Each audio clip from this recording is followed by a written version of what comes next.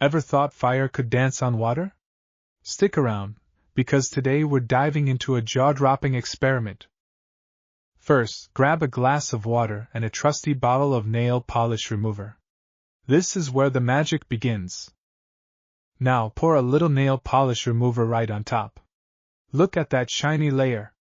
This is key to our fiery surprise. Time to light things up. Get your lighter ready. It's about to get exciting. Watch closely as the flame meets the nail polish remover.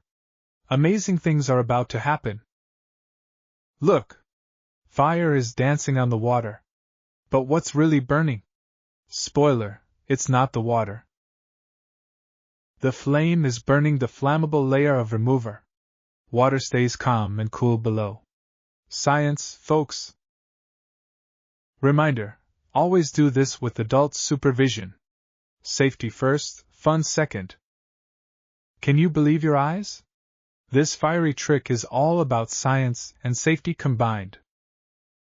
Ready to impress your friends? Give it a try and share your results. But remember, safety first.